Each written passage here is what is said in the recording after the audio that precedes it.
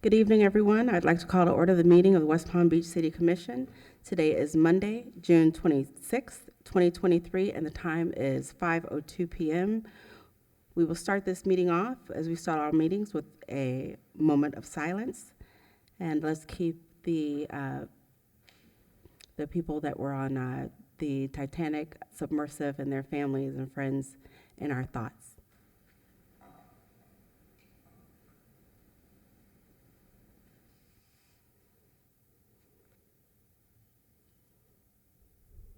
Commissioner Ward, would you lead us in the Pledge of Allegiance, please?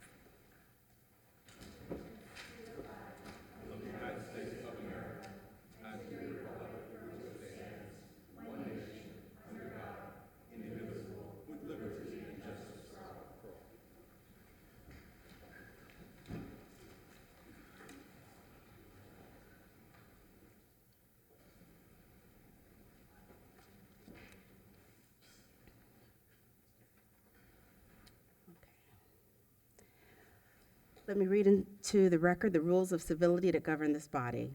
The City of West Palm Beach is committed to civility and decorum by its officials, employees, and members of the public who attend this meeting.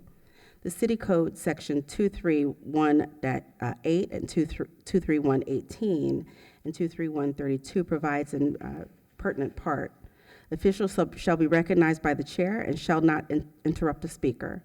Public comment shall be addressed to the City Commission as a whole and not to any individual on the dais or in the audience. Displays of anger, rudeness, ridicule, impatience, lack of respect, and personal attacks are strictly prohibited. Unauthorized remarks from the audience, stamping of feet, whistles, yells, and similar demonstrations shall not be permitted. Offenders may be removed from the meeting. Any person desiring to address the Commission shall file a written request with the City Clerk prior to consideration of the matter by the Commission or prior to the public comment portion of a meeting. The person wishing to speak shall complete a comment card for each agenda item the person wishes to address, which shall include the person's full name, address, and numbered agenda item. The person shall not be recognized if the comment card is not completed. Madam City Administrator, are there any additions, deletions, or reorganizations to the agenda? No, Madam President. All right, thank you. We do have a presentation, and please join me in welcoming our post-session legislative update by Senator Bobby Powell, Jr.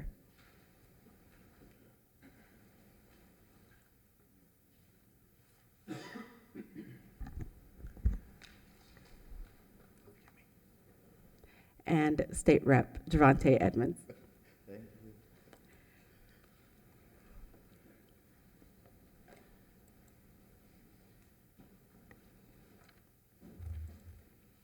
Hey, good afternoon, President of the Commission, Shalonda Warren. It is good to see you. Recognizing the mayor in his absence, as well as Commissioner Lambert, Commissioner Fox, Commissioner Peduzzi, and Commissioner Ward. Thank you all for having us here this afternoon to do a legislative update on what happened in Tallahassee this year. As you all know, Saturday is July 1st, which is in fact when many of the laws will go into effect. So real quick, we want to do a legislative update. I'm joined here today by my colleague in the House, Representative Javante Edmonds. I am Bobby Powell, State Senator representing Senate District 24, formerly Senate District 30, which still covers West Palm Beach. As we talk about it, we'll do a brief overview. The House includes 120 members. The Senate has 40 senators. There are 12 Democrats and 28 Republicans in the Senate. In the House, there are, how many? 35 Democrats, 84. 35 Democrats, 84 Republicans, and 1 vacant seat in the House. And that is, ironically, the vacant seat appears to be District 24 in the House, not to be confused with District 24 in the Senate, which is occupied by Bobby Powell. My committee assignments include the Appropriations Committee on Criminal and Civil Justice, the full Appropriations Committee on Transportation, Tourism, and Economic Development, Banking and Insurance, Criminal Justice, Environment and Natural Resources, Ethics, and Elections, which is an important one, especially for this weekend, the Select Committee on Resiliency, Joint Committee on Public Council Oversight, and the Joint Legislative Budget Commission. So again, good evening, everybody. It's truly an honor to be before you. I can tell you West Palm Beach is one of my favorite cities that I represent. Just so you're all aware, District 88 does cover Lake Park, Riviera Beach, West Palm Beach, Royal Palm Beach, and Mangonia Park. So I sit on about 5 different committees. One of the most important committees up there is the Health and Human Service Committee. About 40% of the state budget actually goes towards health and human services, then the second portion is education. And again, we did go over the committee or the body makeup. And again, I just want to reiterate that there are 85 Republicans and 35 Democrats. So what me and Senator Powell was able to accomplish this legislative session is pretty impressive, and we will cover it as we go through.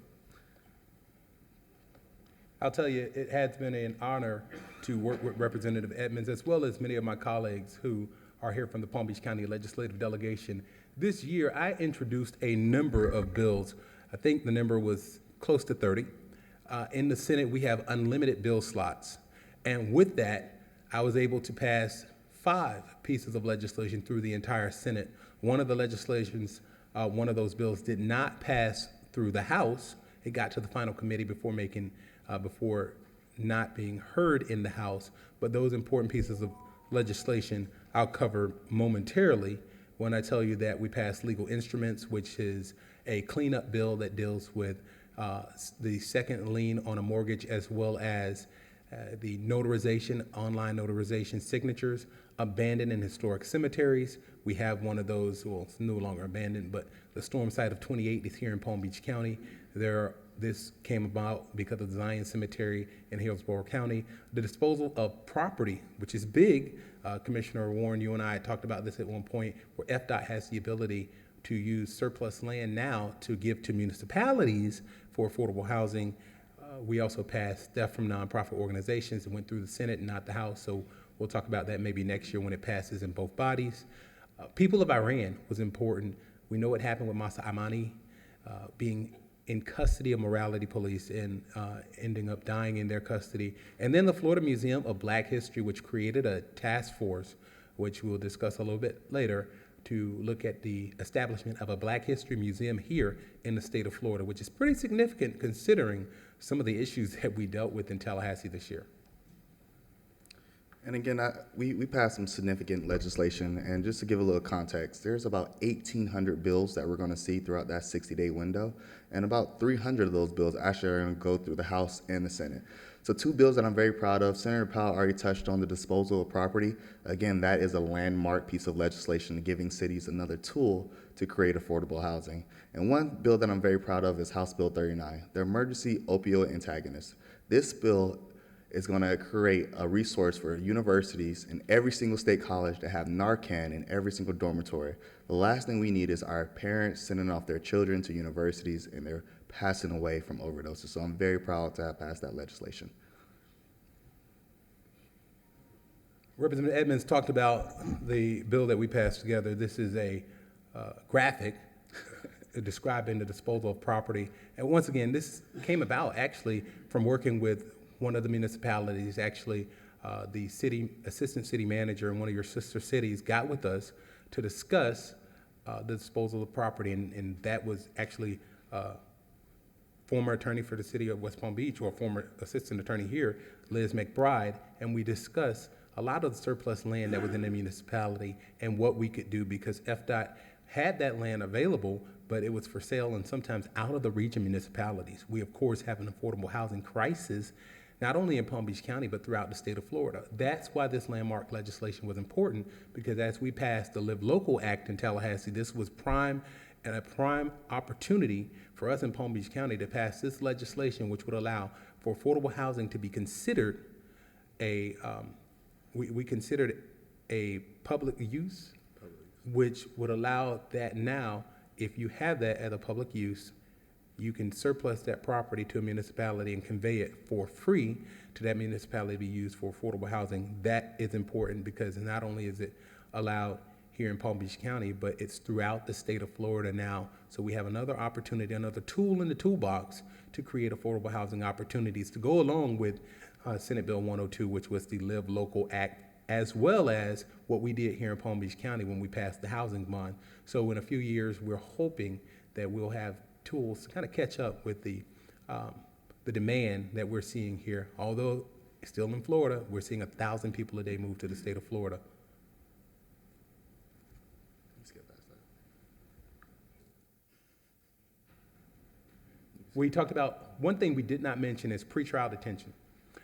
If you receive a written threat as a commissioner or a council person or even an elected person, that we work with State Attorney Dave Ehrenberg to add to the list of dangerous crimes for the purpose of pretrial detention, meaning that if someone writes a threat and it's a written threat, that person doesn't just automatically get out of jail that same day. They have to go before a judge in order to be released and get a bond and see how dangerous or the potential for them this real, very serious threat to be.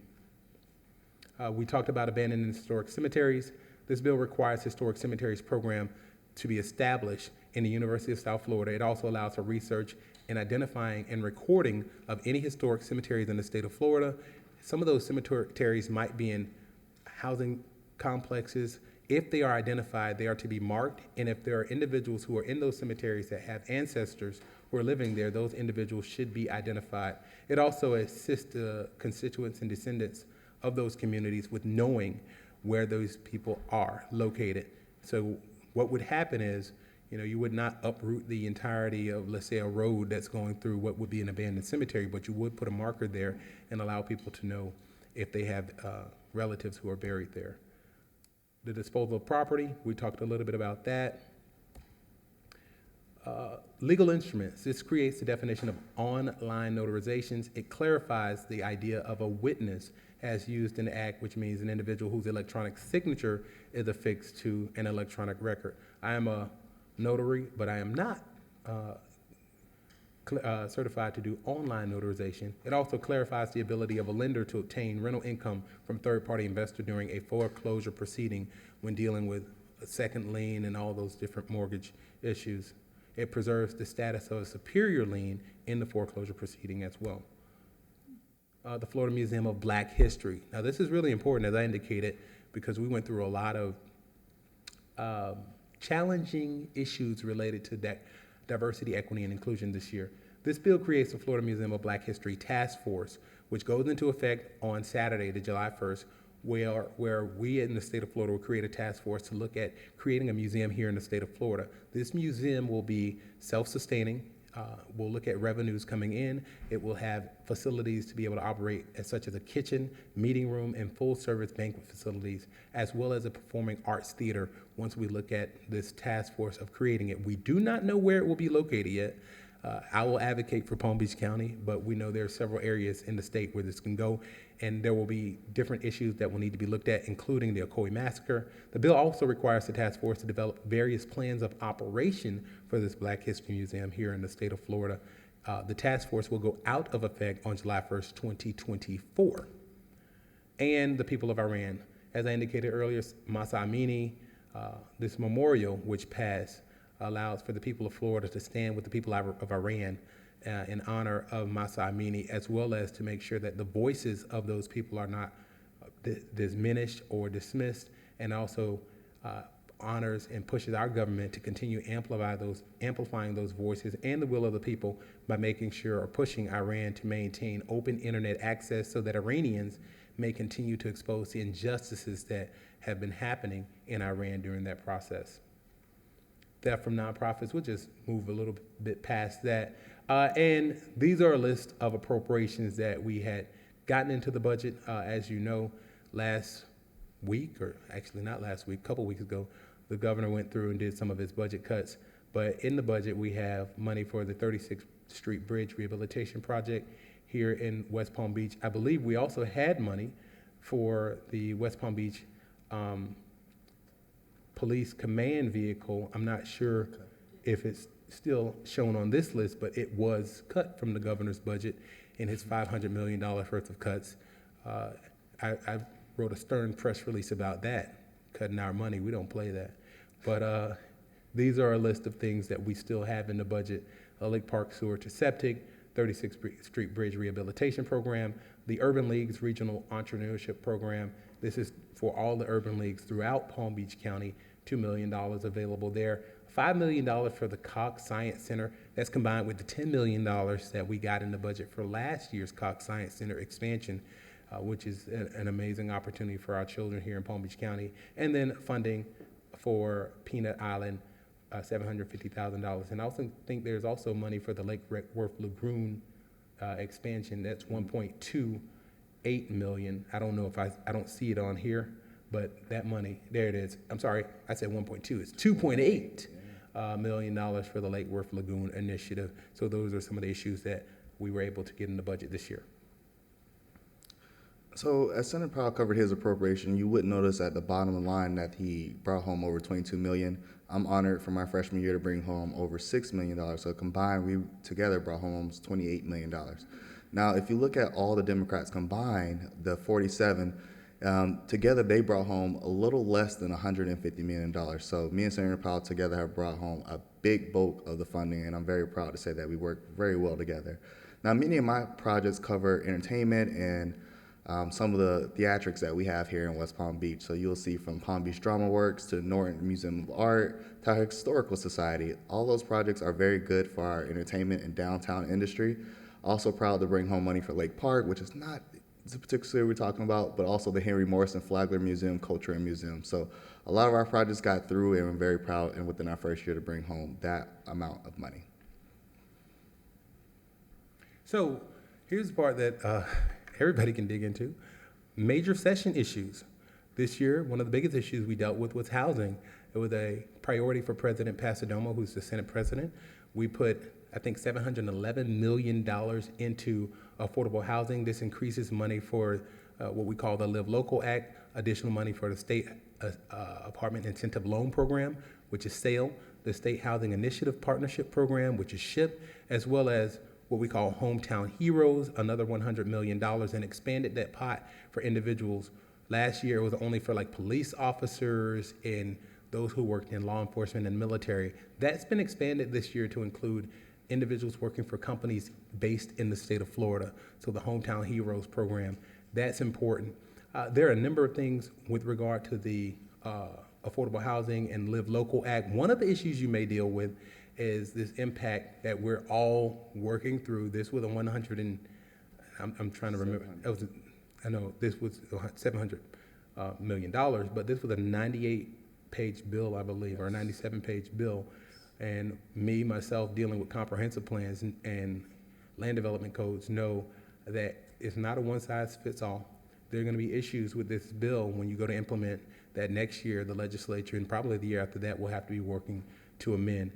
There have been some oversteps in terms of home rule here, in terms of local zoning, and that was one of the issues that individuals had with regard to this particular piece of legislation. But all in all, for the most part, in the Senate, it was a unanimous piece of legislation. There were some challenges in the House. Do you have anything? And I did vote for this bill. I did love about 90% of the bill. The only issue I had with it was the preemption that, although I don't think we would do it here in Palm Beach County, but it did put a limitation on cities being able to put a cap on rental prices. Now, this is a very friendly bill for developers. It basically gives discounts to materials that they can purchase, and it also makes the process a lot easier for them to build construction throughout the city. So we're going to see a lot of development as they have a reoccurring fund for sale, over $100 million each year now. That's going to be allocated from general revenue. So I'm excited to see what this bill actually does in developing the affordable housing that we need. And also with that, Florida Housing Finance Corporations, where a lot of individuals or a lot of developers can look for those tax benefits, but also this provides the opportunity for individuals to purchase homes. You cannot build wealth if you cannot purchase a home. School boards. Okay, so this year we implemented an 8-year term limit for school boards, which last year, only 1 year, we had implemented a 12-year term limit. Another thing that you're going to see on the ballot that is not here, you will see the opportunity to make school board elections partisan. That's being done through a joint resolution. If 60% of the voters vote for that during the November election, then you'll have partisan school board elections. One of the things that I've dealt with a lot of teachers and a lot of administrators is they do not want politics involved in their schools. It's already difficult enough with a lot of the banning of books and the new regulations, so it's becoming a bit troublesome. Abortion. Abortion is a major issue. I'll let Representative Edmonds tackle that. We changed the abortion law this year. Last year we did, I think it was 15 weeks. This year, going into effect on Saturday, it will be 6 weeks. I think Senator Powell pretty much covered it. Right now, there is a court case in the Florida Supreme Court, whether or not the 15 weeks was appropriate or not. And with the passage of this bill, or after the Florida Supreme Court decision, this will now move abortion to 6 weeks. Again, controlling women's rights, which I don't believe the Florida legislature should be doing. Another major issue, we talk about elections, the additional restrictions on third-party voter registration groups, easing campaign finance reporting. So usually we report our campaign finances on the 10th of every month. That will go quarterly. The Resign to Run law was changed so that any individual who is a governor or a lieutenant governor of the state of Florida can now run for president without having to resign. And I'm sorry? Form 6. Oh, in the Form 6. So each of you who do your financial disclosures will now have to complete a Form 6, which includes everything about you in your life, including every penny that you have in your bank account, every household good, everything that you have that we have to disclose. Local elected officials will now have to disclose as well. And that I tried to put a caveat in there for maybe some municipalities with smaller areas of coverage. That didn't work. So everyone will be exposed to putting all of your information out there on a Form 6 now. Another major session issue was the gun bill. It does away with decades-old licensing process where you no longer, in the state of Florida, you don't have to get a license, but you can get one just in case you're traveling. So you'll have a license because our law does not, if you cross the state lines, our law may not apply in other states, but if you're carrying, you don't have to have a license here in the state of Florida. You may have seen an op-ed that I wrote with regard to the concern for equal application of the law and the concern that, if you see this mouse and I'm carrying this mouse, we don't want someone to confuse this with a gun because this is the state of Florida, which is also the state of stand your ground. There was some argument with regard to individuals wanting full open carry in the state of Florida, and that was not pushed. But we're still in the state, and we have a legislative session every year. The 60 dangerous days of the year are when we're in session. You want to talk about that? Just a little bit to add. I mean, previously in this process, you did have to do a training to have a concealed weapon, and now this particular law does away with it. Thankfully, another bill did not pass. They were going to lower the age to purchase a gun from 21 to 18. So what we saw in this legislature is a precursor to open carry. So that is something that we all want to be aware of and watch out for. Immigration, it steps up the requirements on businesses to check the immigration status of workers. If there's more than 25 workers in a company, they have to have E-Verify. Cracks down on people who bring undocumented immigrants into Florida. Mandates that hospitals collect data as a survey. Some individuals have said it's not a mandate about whether the hospital patients are in the country country legally. And I will tell you this, just note that there was a bipartisan group standing in front of the courthouse the same day I think I got back from session, indicating or asking the governor not to sign this piece of legislation. I will tell you, in Tallahassee, there was not a bipartisan group of people voting against it. Just keep that in your pocket. Practice law. Oh, and the practice of law, you want to talk about that? And also, it's going to be a ballot initiative, but essentially this bill also states that if you are a legal resident, you are not allowed to practice law. Now, we've already seen the effects of this on our construction, on our agriculture, and our hospitality industry, so we can see that more and more is going to be under attack as we continue down this process with immigration. School vouchers, we made it eligible for every student in the state of Florida who is breathing to be able to receive a voucher up to approximately $9,000 to go to a private school. If your child is already attending a private school, you could essentially get $9,000 as a credit. We have seen where some private schools have increased tuition $8,000 to kind of make up for the influx of potential cash flow that could be there. This was estimated, still unknown how much this will cost the state because this is the first place where it's been done. It was tried in Arizona. It was a horrible failure, but Florida's a little bit different. So some people believe it's going to work. And there's, I think, $27 million set aside in the budget for this program in particular. Okay, This is the state budget, some highlights. What I did not talk about, it's not on one of these slides, another rule that's been mandated on local municipalities is ordinances. If you pass an ordinance that has an impact on a business, you have to do a business impact statement. And if it impacts that business, the business could potentially sue the local government, and they will be able to collect attorney's fees. If you win the lawsuit, you all are not eligible for attorney's fees. That's another piece of legislation that the legislature passed this year. We also did some changes to the Department of Economic Opportunity, will become the Department of Commerce. There's also changes related to comprehensive plans. So there's a lot that happened, and I can't summarize it today because it was 60 days of culture wars, and chaos, and a number of different things that we can give you the script notes on it, but there were a lot of things that happened that will impact local municipalities. If you have any questions, I can tell you what I know off the top of my head, but it was a lot. But with that being said, the budget was $117 billion. The governor cut $500 million, and that's still $27.9 billion in the education budget, $4.9 billion for the Department of Environmental Protection, $3.7 billion for hurricane relief, including Hurricane Michael, and then Nicole and Ian, which hit the eastern and western edges of the state of Florida.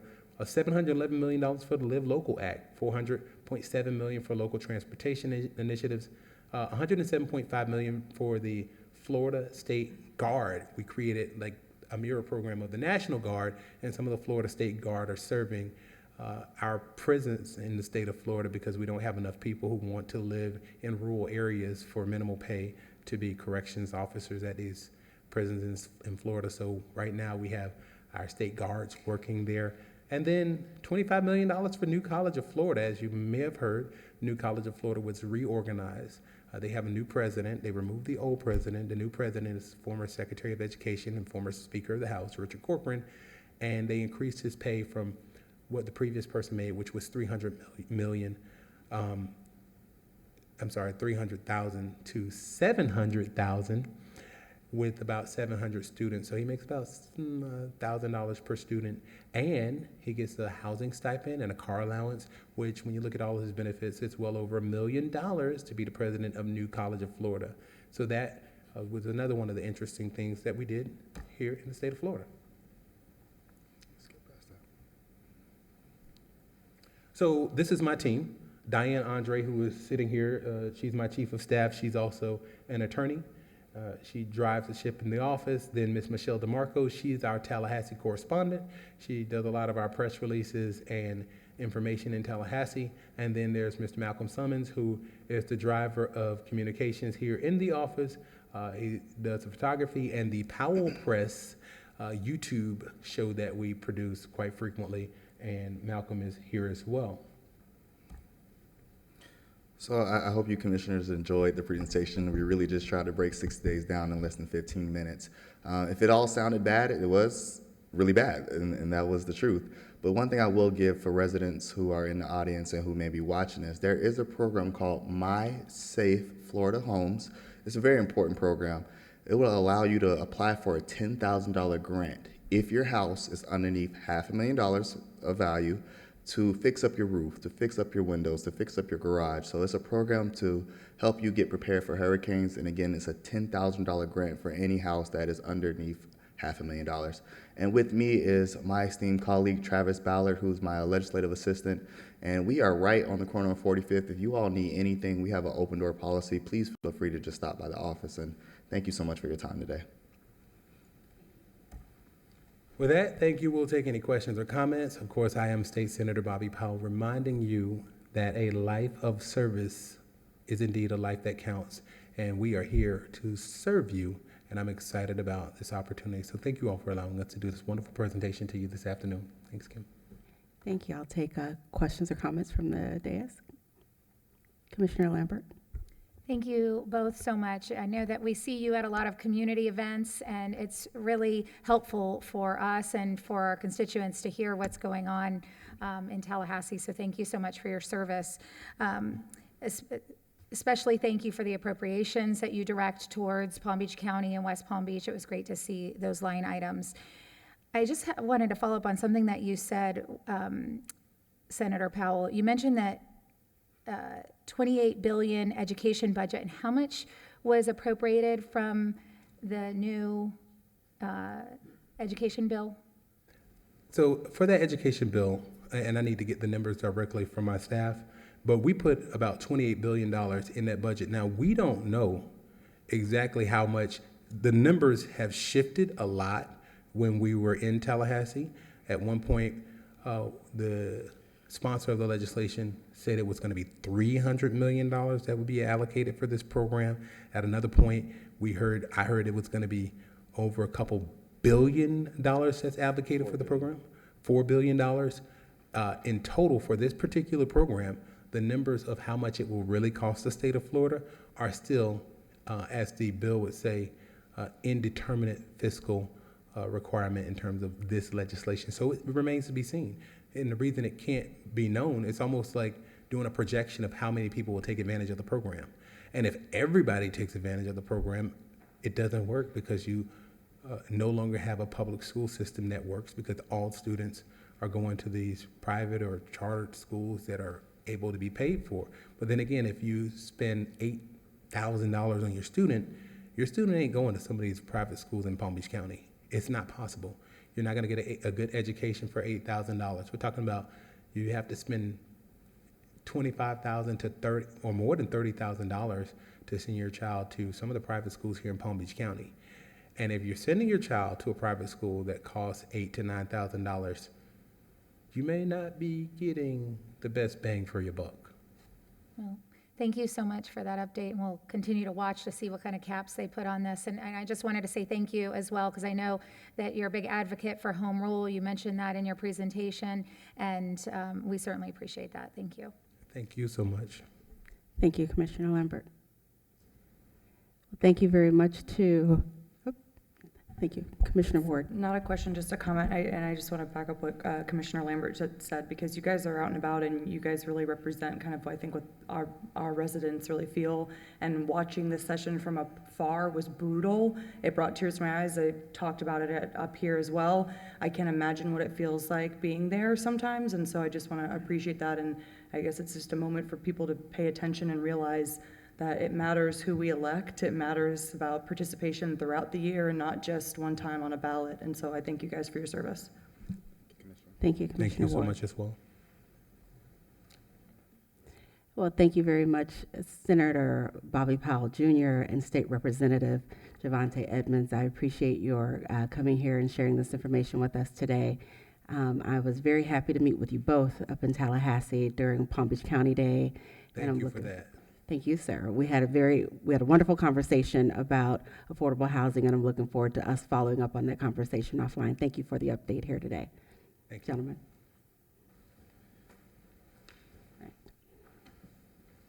All right, we now move on to the consent calendar, items 7.1 to 7.8. Commissioners, are there any questions on consent? Do we have any cards? Okay. Hearing no questions, I will entertain a motion. Move to approve the consent calendar. Second. It's been properly moved and second. All in favor say aye. Aye. Aye. Opposed? Like sign? Okay. Consent is approved unanimously. Okay, we'll move on to item 8.1.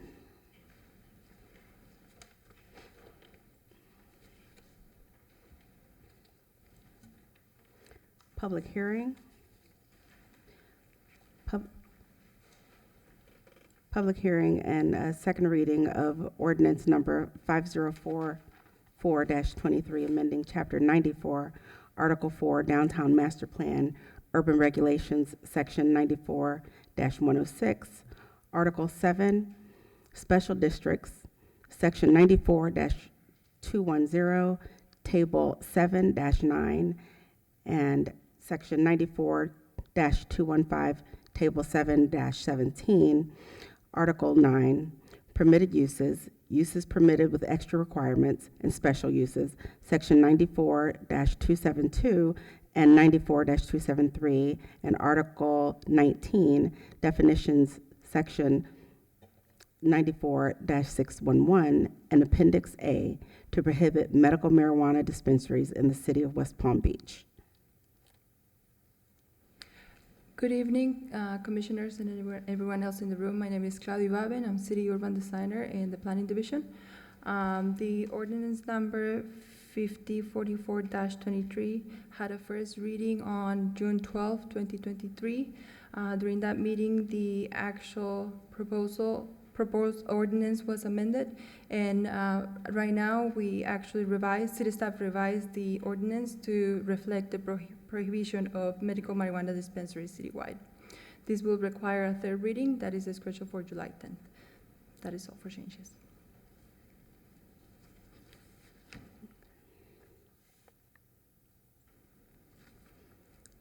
Okay.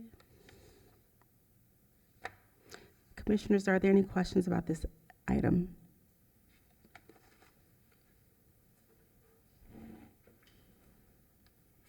Commissioner Peduzzi. It's not really a question, it's discussion. I permitted to. I just wanted to remind my colleagues that if we choose to regulate marijuana dispensaries, then those regulations obviously will also pertain to regular pharmacies, as opposed to if we choose to prohibit marijuana dispensaries, then the regular pharmacies are not affected at all. And I think it's important also to remember that on the ballot next year will be a referendum that could see marijuana allowed to be used recreationally.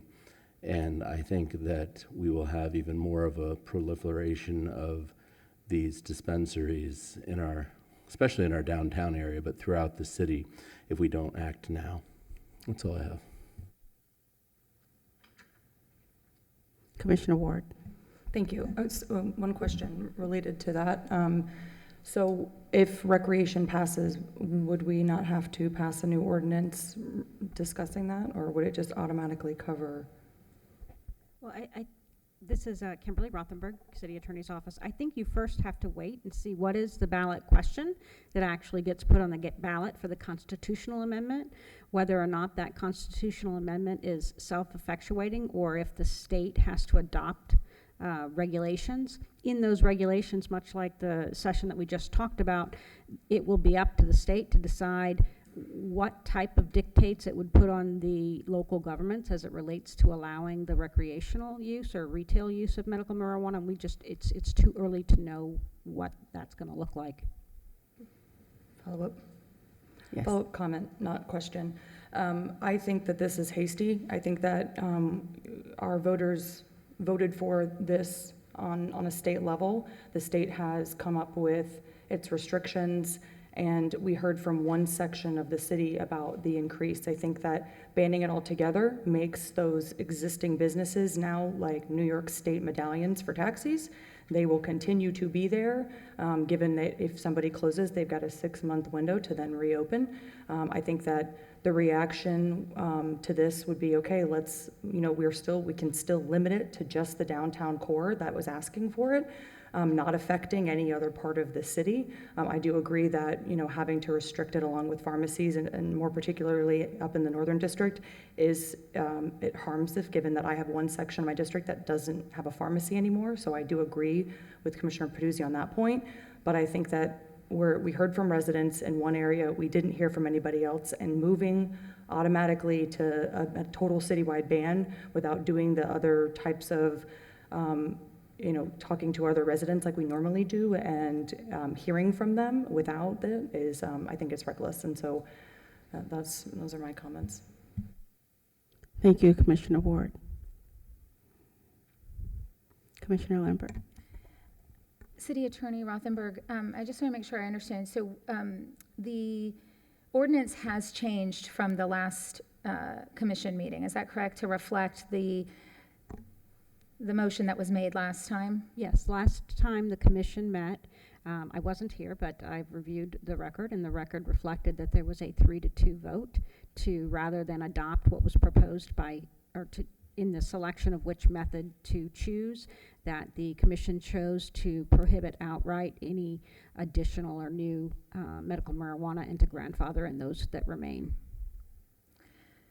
So, I spoke and we had a lot of discussion on this at the last commission meeting. I think that this was a very important issue to the voters, and we've had a lot of discussion about the possible language and the referendum that will be on the ballot in 2024. I think that there are many uncertainties still. I gave a lot of thought to this vote today, and I would like for us as a body to be cohesive and consistent with our decision moving forward. And so I tend to want to support this for that reason. But what I would like to ask this body is that we make sure that we come back in, I don't know if it's 18 to 24 months, that we take a look at this and we do the due diligence that Commissioner Ward is talking about, that we see how this is affecting our city. We see and we hear from the residents so that we make sure we continue to keep our finger on the pulse of this issue. Thank you, Commissioner Lambert. Commissioner Fox? Thank you so much.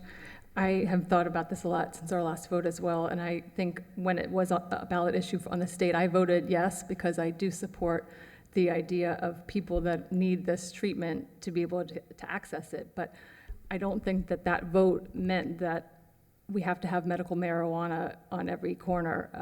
I think since the last vote 2 weeks ago, I've heard that another medical marijuana facility opened, that we had 8 2 weeks ago, and now we have 9. So because of that, I think it's not something that is for everyone. It is very exclusive in a way that if I go to CVS, I can buy birthday cards and nail polish and toys for kids and things like that. It's for everybody. I think the medical marijuana, you have to have a card. It's very exclusive. So I don't think it's also fair for residents of our city to not have more choice in what they're shopping, what's available to them, because we have not put any kind of, and because we weren't able to, other than this ban. So I guess my hope is in a year from now, I would love to come back and talk more about this, because it might be that when it's on the ballot in the state to legalize marijuana, that the pharmacy portion of it is disconnected, and so that we don't have to be talking about CVS and Walgreens, regulating them in the same way that we're doing the medical marijuana. And it might make it easier that we could say, let's have the medical marijuana only every 2 miles. And so I am still supporting this initiative tonight. But I do hear you, Commissioner Ward, and I do support your thoughts. But I think just for what is best for our city for now is to go ahead and ban it and come back later and see if we can make any changes based on the vote in 2024. Thank you. Thank you. Do we know where the citizens of West Palm Beach have weighed in on this, and whether or not they have been supportive of the direction of the state?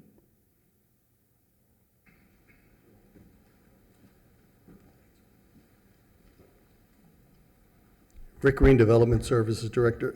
I can say that this issue's been floating around, and we've been discussing it since 2018. We've had a series of mayor commission workshops. We've had public meetings on the most recent amendment that's before you tonight.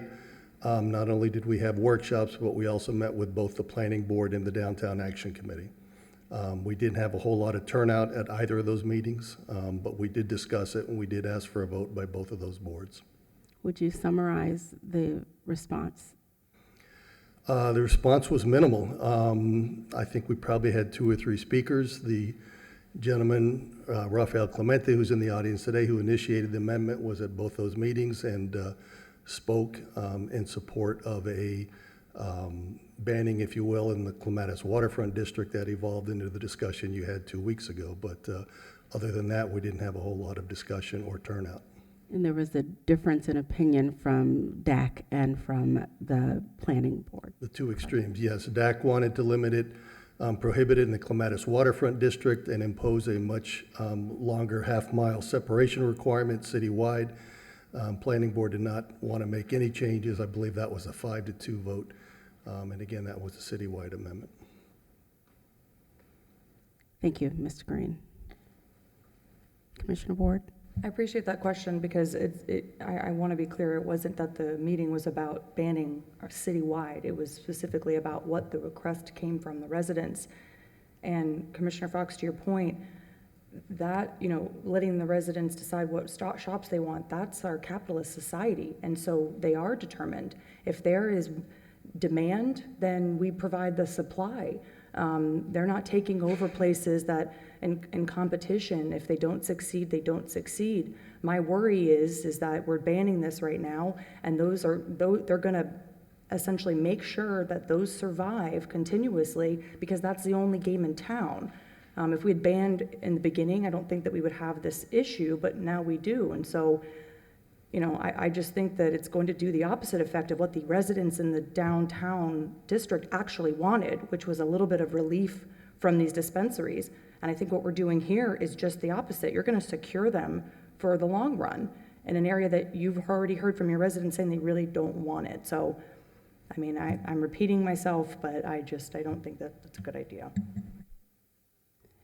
Thank you, Commissioner Ward. Commissioner Peduzzi?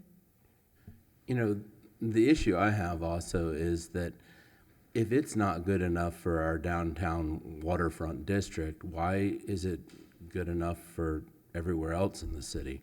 If we're decided there's enough of a problem to ban it in certain areas, and the waterfront being one of our most valuable possessions here in the city, then why should we saddle the north end neighborhoods with these businesses that really don't bring anything to our city, and in the future could open the door to recreational use and sale from these establishments?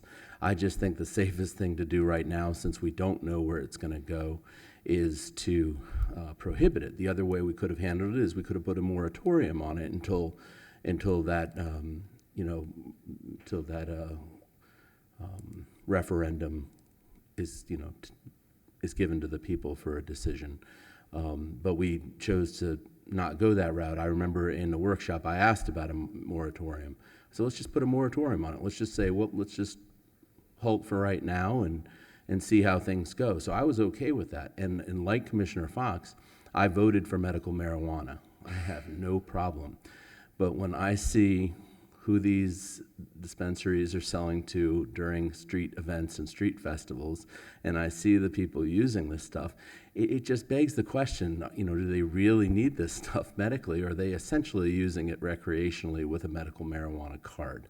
And I think there's an argument that could be made, both sides, I'm sure, but if this referendum passes, we certainly are opening the door to those medical marijuana facilities that are already licensed to dispense of being the ones potentially to dispense to the general public. And we already have 9 of them in the city.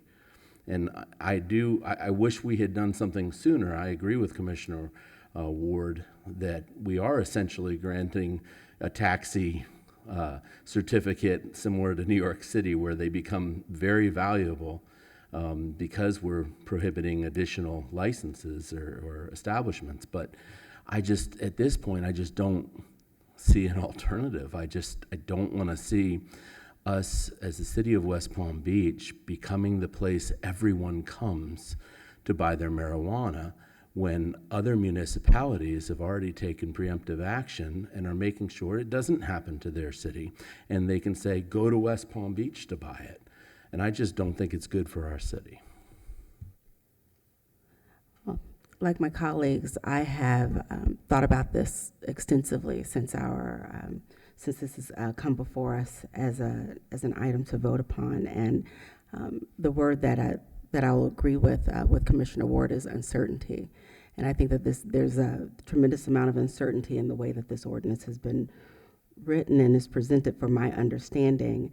And I am also concerned about how the decisions that we make impact the free market and impact our small businesses. And when I did go back and review the information from the last commission meeting, and And I know that this was brought to us originally by the DDA in hopes of controlling these dispensaries predominantly in downtown. When the DDA spoke, part of what was emphasized was that there was a perception, and then there was also a reality, and that there was a recognition also that these dispensaries did not impact our crime and did not bring blight or any other issues, but that there was a perception of what they may bring to downtown, and there is a difference between perception and reality. And I just think that there's a lot that has not been answered to my satisfaction at this particular point. And I'm going to go back to my colleagues for additional comments or questions before I go to comments from the public. With that, I have one comment card from Rafael Clemente.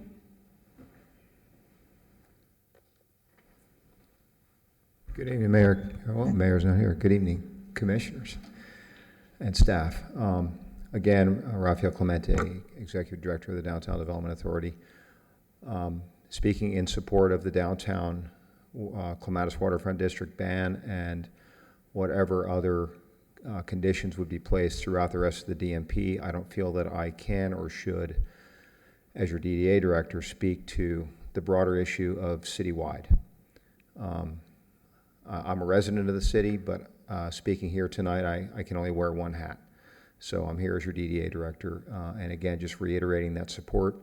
Obviously, this is a very complex issue. It is fraught with perception issues, market issues, what the voters of this state want and may want with a future referendum.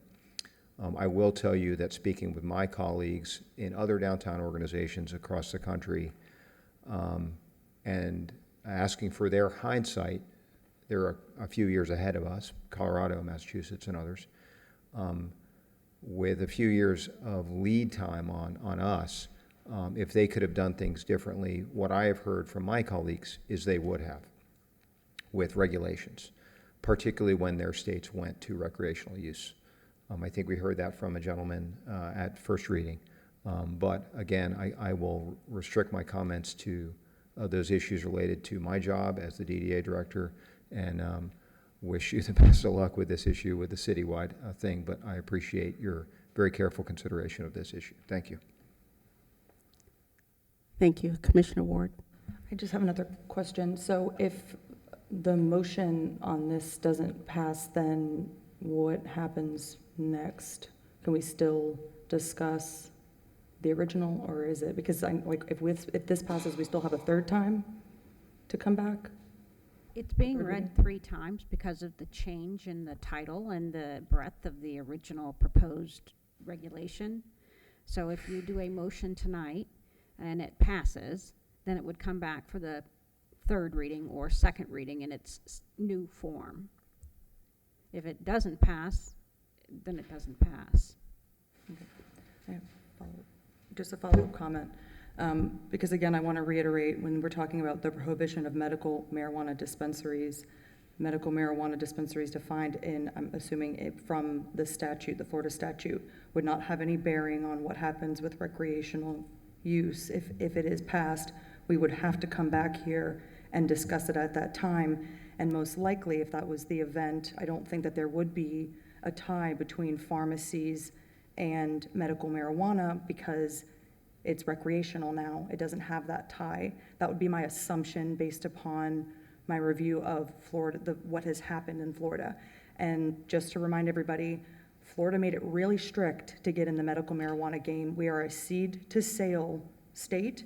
We are not California. We are not Colorado. It is very difficult to get a license. It is very difficult to compete in this market. I just throwing out all the information I have. Thank you, Commissioner Ward. Commissioner Fox. Thank you. I just have one thing to add. Last week, we had a workshop where Chris Rugg, our Executive Director of the CRA, mentioned that market rate on Clematis Street was about $40 to $60. I know that the medical marijuana facilities are paying either the top of that or more. And so I guess I would argue that is it not skewing the market rate for everyone else? I mean, the point about the free market should be that what can survive in the market, and if only the medical marijuana can survive because they can pay more than anyone else, I would argue that that is not the free market. And so, I mean, I'm supporting this bill tonight, but I just, I think that's also something to consider, is that we all want the little guy to succeed. We all want, there to be diversity in shopping and retail and restaurants and other opportunities. And so if others aren't able to be successful because they can't afford to be, I think that's something to think about as well. Thank you. Commissioner Ward. I would argue that the prices in downtown have skyrocketed because of all the development downtown, not because of medical marijuana facilities. Thank you. Commissioner Lambert. Thank you. Two items I just wanted to, we've discussed, and I just want to circle back to.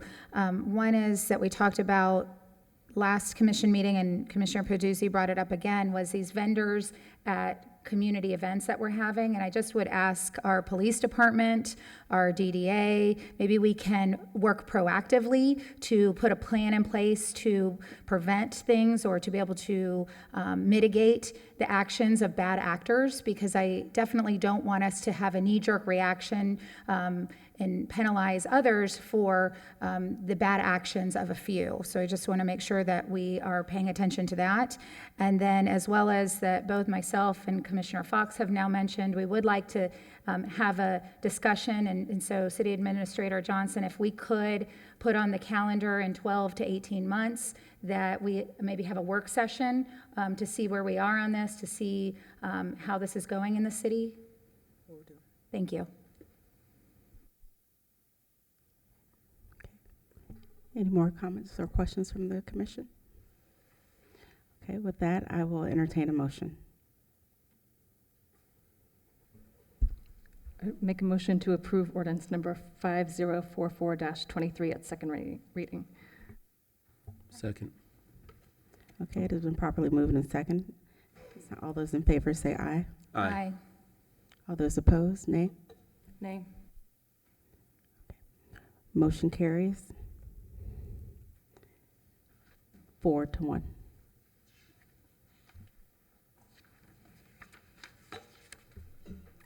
Madam President?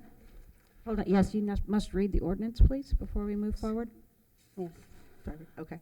Ordinance number 5044-23, an ordinance of the City Commission of the City of West Palm Beach, Florida, amending Chapter 94, Article 4, Downtown Master Plan Urban Regulations, Section 94-106, Article 7, Special Districts, Section 94-210, Table 7-9, and Section 94-215, Table 7-17, Article 9, Permitted Uses, Uses permitted with extra requirements and special uses, Section 94-272 and 94-273, and Article 19, Definitions, Section 94-611, and page 10 of 19, City Commission, June 26, 2023, Appendix A, to prohibit medical marijuana dispensaries in the city of West Palm Beach, declaring these proposed zoning text amendments to be consistent with the comprehensive plan and the zoning and land development regulations of the city, providing a conflicts clause and a severability clause, providing an effective date, and for other purposes. Thank you. I think we might need to vote again. Yeah, go ahead and restate your vote. All those in favor say aye. Aye. All those opposed, nay. No. Thank you. Motion carries 4-1. Okay. At this time, we move on to quasi-judicial portion of the meeting. Commissioners, I'll need you to make your disclosures. We'll begin with Commissioner Ward.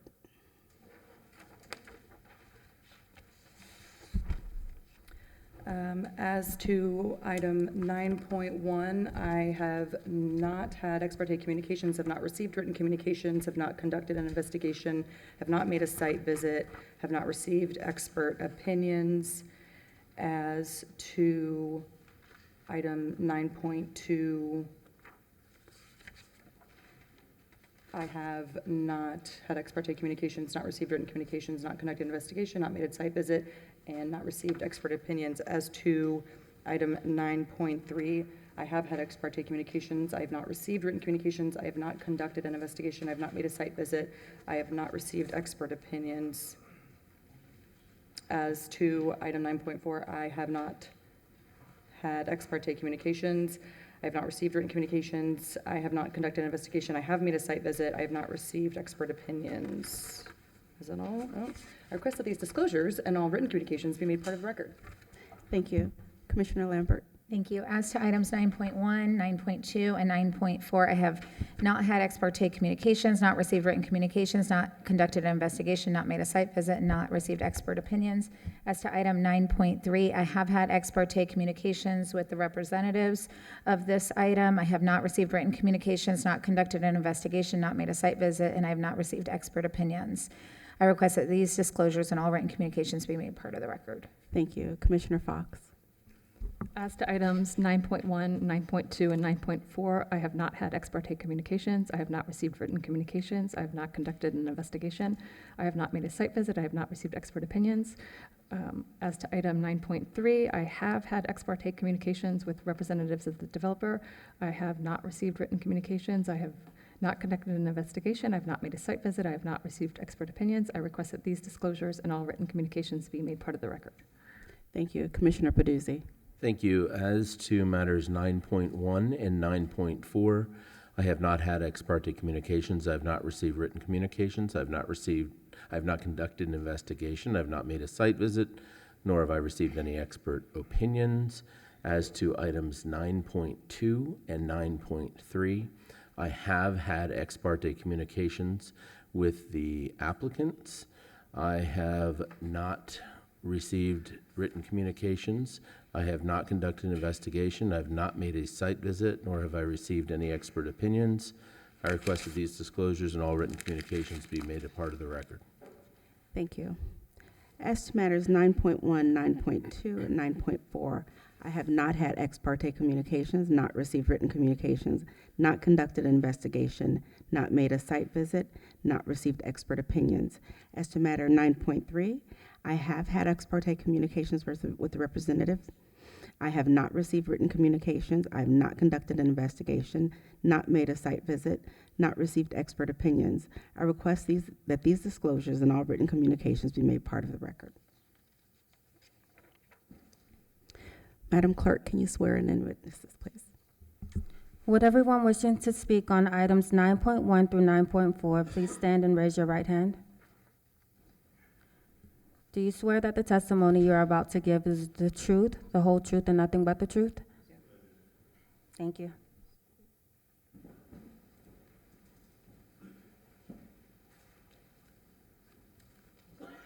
Good evening, Commission.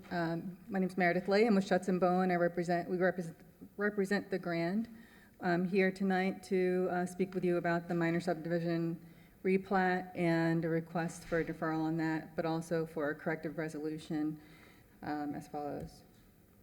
So the Grand is a project that you all are probably familiar with. It came before you a couple years ago. It's about ready to go. It's almost at its finish line, and we're currently in the platting process. But we've hit a slight snag along the way, which is what brings us here tonight.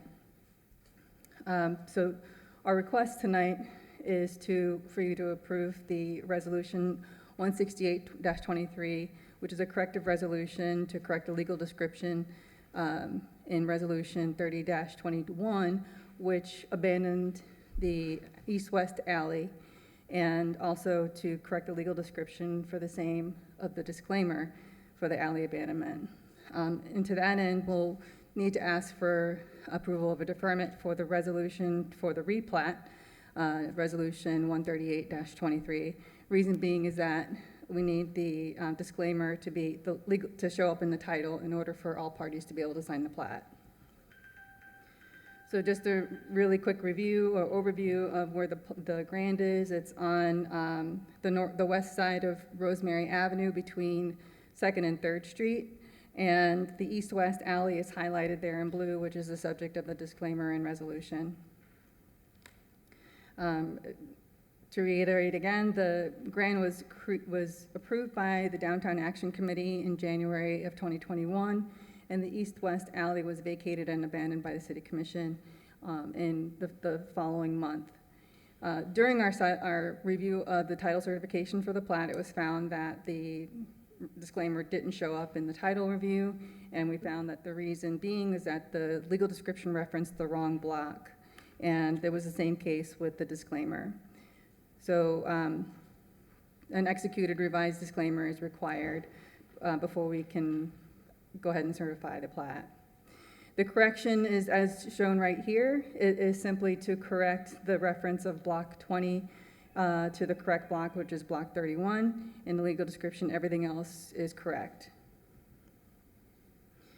So again, just to show the request to you, just to show what we are asking for you to approve tonight is resolution number 168-23 to correct the legal description, but to defer the resolution 138-23, which is for the replat, to bring that back before you on July 10th.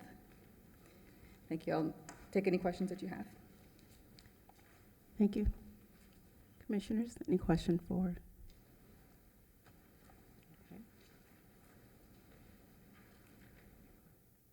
So now the clerk reads the order.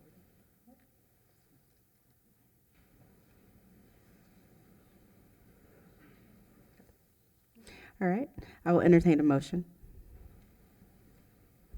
I move to approve resolution number 168-23. It's been properly moved. Is there a second? Second. It's been moved in a second. Is there any discussion? Seeing none, all those in favor say aye. Aye. Opposed? Like sign? Motion passes unanimously. Madam Clerk? This is a resolution, so we won't have a reading of the resolution. And I want to confirm with staff that the resolution for the site plan or the plat approval isn't advertised prior to the date. There's no need for a motion if it's not been advertised. Correct? Not advertised? I'm in the paper, the Palm Beach Post? I will need to double check that. Then go ahead, in an abundance of caution, make a motion to move consideration of resolution number 138-23 to the July 10th meeting. I move that we defer consideration for resolution number 138-23 to Monday, July 10th, 2023. Second. It's been moved in second. All those in favor say aye. Aye. All those opposed, like sign? Okay. Motion has been moved. Move on to item 9.2, resolution number 139-23, a request by Brian Donahue of Insight Studio, Inc. on behalf of 2694 Electronics Way, LLC, for a replat and minor subdivision of property consisting of approximately 1.96 acres located at 264 Electronics Way. And for correction, 2649 Electronics Way. 2649 Electronics Way. Thank you. Good evening, Madam President and members of the Commission. Like you stated, this is a request for a replat. The reason for the replat is 27th Street has been abandoned, and thus the abandoned street is now being split between the two parcels. This is a copy of the plat that's to be approved and signed by the city mayor. As you can see, 27th Street has been abandoned, and it shows two parcels, parcels 1 and 2. Or on this parcel, it's track A and track B. That is a typo on this. It's not a golf course. I do apologize for that. But the plat is correct. City staff has reviewed the plat and find it in compliance with all the requirements for approval of the replat. It's section 94-342. General design standards are granting approval of a plat. I'll just run through all the sections just for the record. So again, just to reiterate, the request before you tonight is to grant approval of the minor subdivision replat. It does comply with the section 94-342 for a minor subdivision, and staff does recommend approval. Happy to answer any questions that you may have. Thank you. Are there any questions from the dais? Okay, I will entertain a motion. Madam President, I move to approve resolution number 139-23, creating the plat entitled 2649 Electronics Way. This motion is based upon the application submitted, the staff report, factual testimony, and the findings that the request complies with all applicable provisions of Chapter 177 Florida statutes, the comprehensive plan, and the standards in Section 94-342 of the City Zoning and Land Development Regulations. Thank you. Is there a second? Second. It's been moved in second. All those in favor say aye. Aye. Thank you. Opposed, like sign. Motion carries unanimously. 9.3, resolution number 144-23, approving the subdivision and replat of approximately 5.765 acres, 251,133 square feet of real property generally located at 134 Clearwater Drive, as is associated with the Transit Village mixed-use project. Good evening. Thank you, Madam President and Commissioners. My name is John Roach with the law firm of Gunster, here on behalf of Transit Village LLC. With me this evening is Mr. Andrew Chesnick, who of the Related Group. We're here this evening regarding a simple request. We'll keep the theme going with regards to replats. This is a minor subdivision replat for the Transit Village development located at Banyan and Clearwater. Just real simple, it is proposed to consist of 3 tracks. This will allow for the conveyance and closing of the property with Palm Beach County. Tracks 1 and 2, which are the left and right sides of the image that you see here, will be conveyed to Transit Village for the actual development. Track 3, located in the middle, will stay under the ownership of Palm Beach County for continued operations of the Palm Tran Intermodal Transit Center. As outlined in the backup of the item before you, and with a recommendation of approval by staff, the application does comply with all the subdivision design standards, Section 94-342. Therefore, we respectfully request your approval this evening, and happy to answer any questions that you may have. Thank you. Commissioners, do we have any questions or comments? Commissioner Fox. Thank you so much. I'm really excited that this project is moving along. Can you remind us what will be left for us to vote for this project in order for it to get started? I think that there's a few licenses remaining, I believe. There are a few other administrative items, and I'll let Andrew discuss those Okay. with regards to what items you might see. Hello, Commissioners.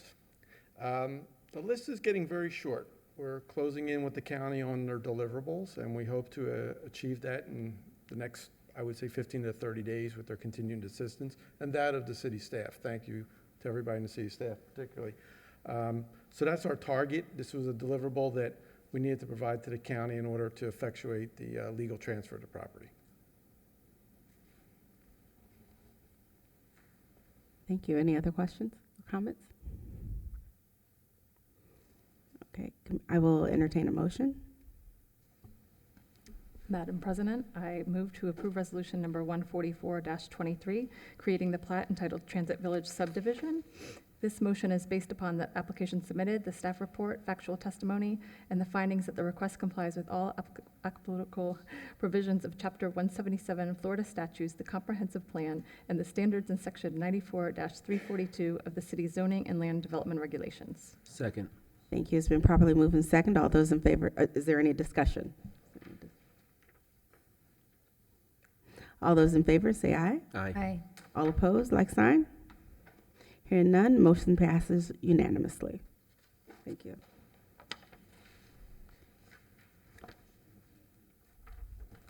Item 9.4, public hearing of resolution number 145-23 regarding a right-of-way abandonment of portions of 24th Street, 2 alleys, and Northwood Road located between Broadway Avenue and Pinewood Avenue between 23rd Street and 25th Street, totaling approximately 1.35 acres, and public hearing of resolution number 146-23 regarding the approval of a plat and minor subdivision to create the Northwood Square plat, consisting of one development of approximately 4.29 acres, which includes the rights-of-way abandoned by resolution number 145-23. Good evening, Madam President, Commissioners. Again, John Roach with the law firm of Gunster, this time on behalf of Imacorp Capital, who's the developer of Northwood Square.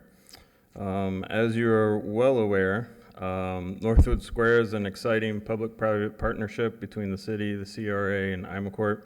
Will be the development of a mixed-use project at the western terminus of Northwood Road between 23rd Street and 25th Street. The site was formerly known as the Anchor Site. The two items before you this evening, the first one is with regards to right-of-way abandonments. This is Resolution 145-23. It is a request to abandon Pinewood Avenue, as well as a portion of Pinewood Avenue, as well as a portion of 24th Street, Northwood Road, and then two alleyways on either side of 24th. In order to temporarily accommodate existing utilities that are within Pinewood, there will be a easement dedication until such time as these utilities are relocated outside the boundaries of the project. So while we are abandoning the right-of-way, that easement will be maintained for a period of time. And these abandonments will allow the property to be one contiguous development site and proceed forward with construction of Northwood Square. The second item before you is the replat of the property. Again, one contiguous site, Resolution 146-23. It will be one developable tract, but it will also dedicate the two required public open spaces, which you can see outlined in green here. That's as part of the Northwood Mixed Use District requirements. And in addition, it'll grant a roadway and utility easement for the extension of Broadway down to 23rd Street. And this is shown in the crosshatch here in the lower right-hand corner. And then while not a part of this application, it's important to note that Pinewood is technically not going away entirely. As part of the design of the site, there will be what's been called as the new Pinewood, which is the shaded gray rectangle here extending from 25th Street down to 23rd Street. Again, that's not dedicated on the plat. That'll be done through a separate instrument at the time in which that is appropriate. As outlined within your items with the agenda, the right-of-way abandonment complies with the abandonment criteria, section 78-217 of the city's Code of Ordinances, and the plat complies with section 94-342, the subdivision design standards, and staff is recommending approval. I'm happy to answer any questions. Thank you, Mr. Roach. Any questions from the commission? Okay, hearing none, I will entertain a motion. I move to approve resolution number 145-23 based upon the findings that the right-of-way is no longer needed for any public purpose and that the abandonment complies with the criteria set forth in section 78-217 of the city's Code of Ordinances. Thank you. It's been properly moved. Is there a second? Second. It's been moved and second. All those in favor say aye. Aye. Opposed, like sign.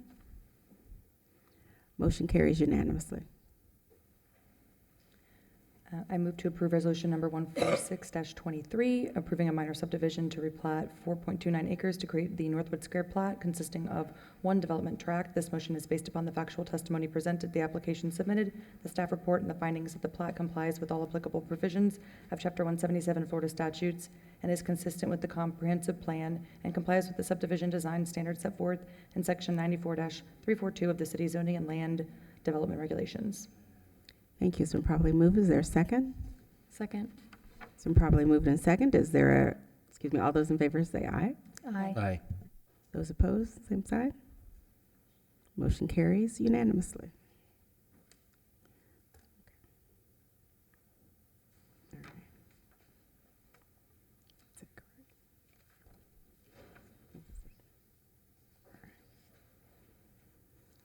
Okay, that concludes the agenda items. At this point, we'll move on to public comment.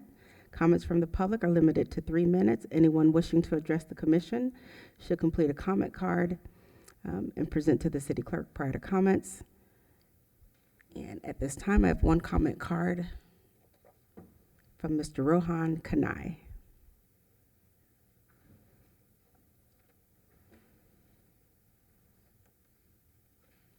Madam President, Mr. Kanai. Commissioners, seated official, good evening.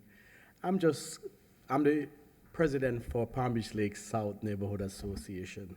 I'm just concerned about some services we used to get from the city, and we're not receiving them anymore.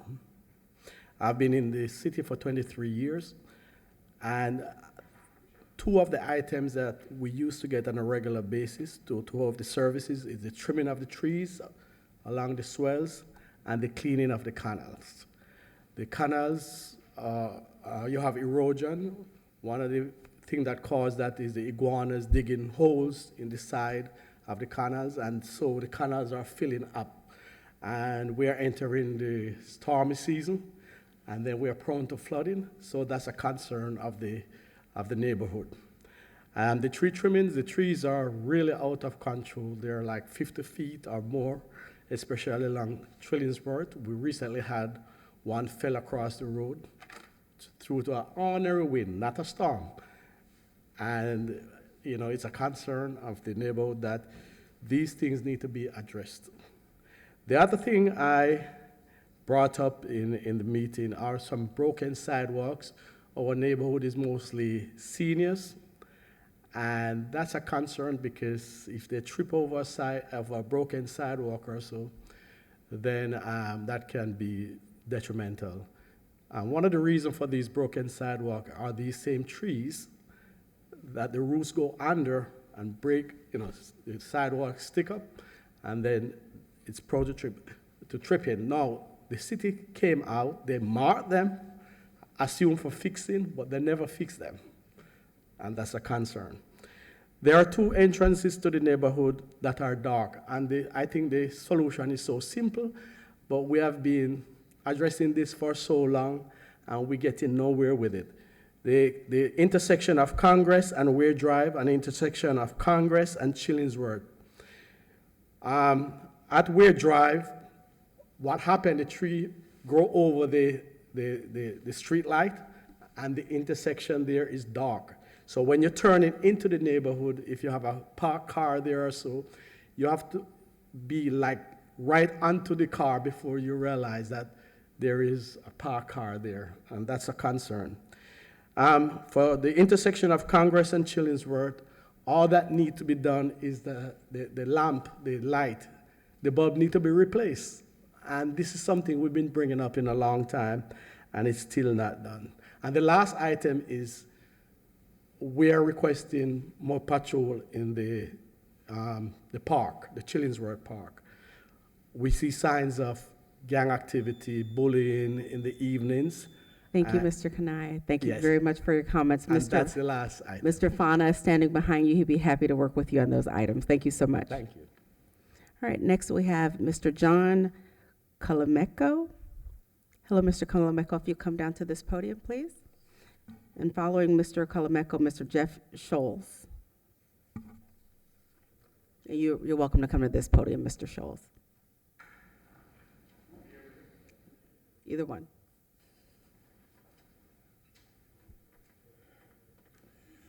Thank you for this opportunity. It's not on your agenda. Thank you, Mr. Kalameko. Would you please state your name and address for the record? John Kalameko, 201 South Narcissus in downtown West Palm. Thank you. I am addressing you about the waterfront, and just to see I'm asking what the process is going to be. The first we heard of it, at least most of the folks in my building, was in the Palm Beach Post. It affects us. We front the waterfront. It directly affects us. It's our promenade outside. I guess we look at it possessively. It's not truly. But is this going to be open to the voters and citizenships of downtown to get our views and opinions of this before this progresses further?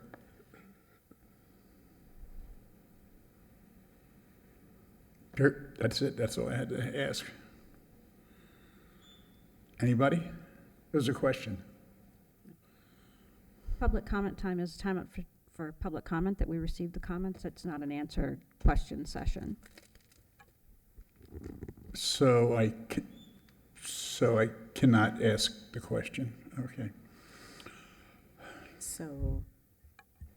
Is we there have any Mr. information, is there any information you can tell me about what the process is going to be about that development?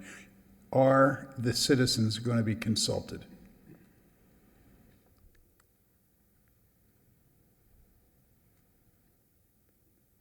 Anything?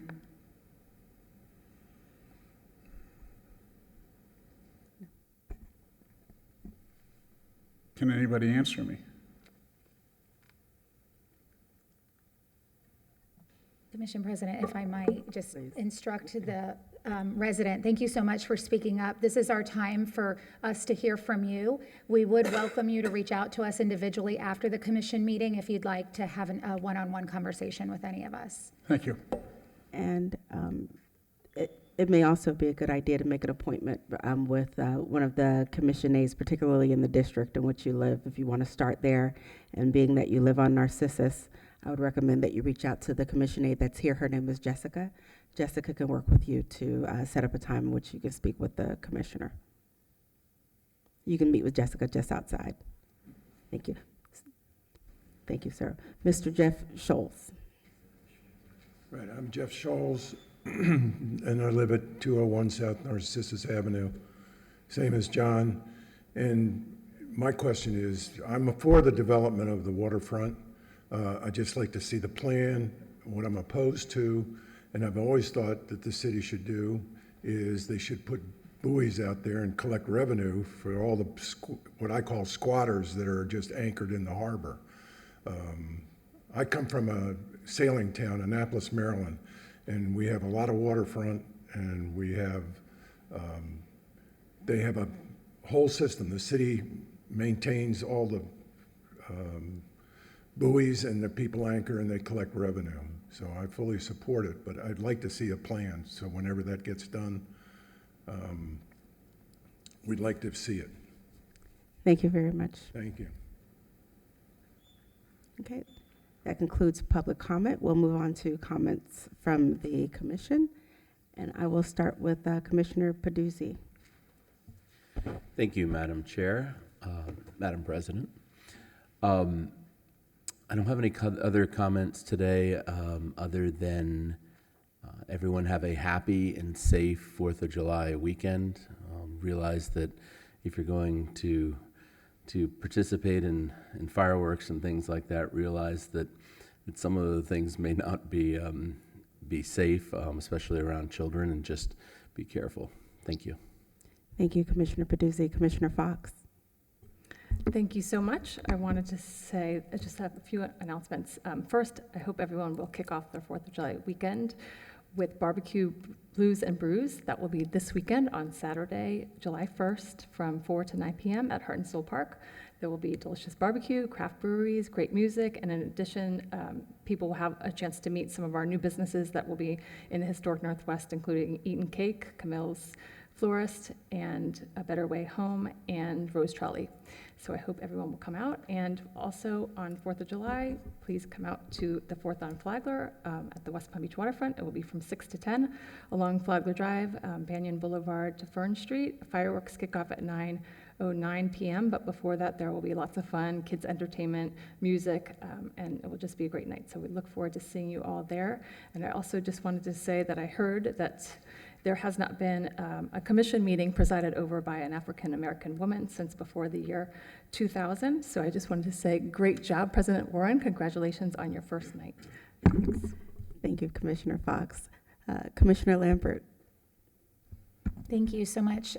Just was thinking about our upcoming budget season, and I know that last year, we modified the way we got public input, and I was just curious if maybe we could hear from, or me specifically, I don't know if my colleagues would like this as well, but I'd love to hear from our finance department on how that went last year, and if we plan to continue that same process, or if we plan to modify it, just so that we can inform our residents, because I know sometimes there's confusion about how they participate and ways to encourage them to participate so that we get the most feedback as possible and so that we can help make decisions to move the city forward. Thank you. Thank you, Commissioner Lambert. Commissioner Ward. Thank you. I have just a couple community meeting announcements. The School Board Representative Edwin Ferguson, he'll be leading a community education meeting on June 29th at 6 p.m. at Roosevelt Elementary School. That's 1220 15th Street. And there is a Career Source Youth Training Program, their virtual summer youth training program for teens. The deadline to apply is June 29th. If you want more information, you can reach out to my office. And as a reminder, the garden days at Coleman Park Community Garden are every Tuesday from 9 a.m. to 12 p.m. and every Thursday from 2 to 4. And then also next Thursday, the Office of Sustainability will be doing a tree giveaway at the Coleman Park Community Garden. I hope everybody has a wonderful July 4th and safe. Thank you so much, Commissioner Ward, and thank you to all of the staff. And this was certainly an exhilarating commission meeting for me. I certainly missed the mayor, and congratulations to Mayor Keith James. He's been honored with the prestigious But for Leadership Florida Award, and that is why he is not with us this evening. He's awarded, this award is presented by Leadership Florida. This esteemed award recognizes Mayor James as a distinguished member of Leadership Florida who has utilized the knowledge and relationships gained through his Leadership Florida experiences to significantly enhance the lives of fellow Floridians and create transformative movements for our community. Mayor James has had the vision to create a community of opportunity for all, whereby all citizens can achieve their goals. And in recognition of his outstanding leadership and outstanding achievements, Leadership Florida will make a generous donation of $2,500 to an organization of Mayor James's choosing, subject to the approval of the Board of Directors. This contribution will further support the ongoing efforts of the selected organization in making a difference in the lives of Floridians and advancing their goals in the community. I look forward to 4th on Flagler. 4th on Flagler will take place on Tuesday, as Commissioner Fox has noted, from 6 to 10 p.m. at the West Palm Beach waterfront. Join us for Florida's largest free outdoor annual Independence Day celebration, 4th on Flagler. This event will be the city's 35th annual celebration, and it will feature live entertainment, music on all 3 stages, a military honor ceremony, a kids entertainment zone, roving entertainment, including jugglers, stilt walkers, and magicians, food and refreshment for purchase, and an 18-minute fireworks shower over the Intercoastal Waterway. Viewers can also join the celebration remotely by tuning into WPB-F's live special broadcast from 9 to 9:30 p.m. All activities are scheduled along Flagler Drive between Banyan Boulevard and Fern Street. Fireworks are scheduled to begin at 9:09 p.m., and we do hope to see you there. With that, I'd like to thank everyone again. Have a wonderful day, and this concludes today's commission meeting of June 26th. Time is 6:35 p.m.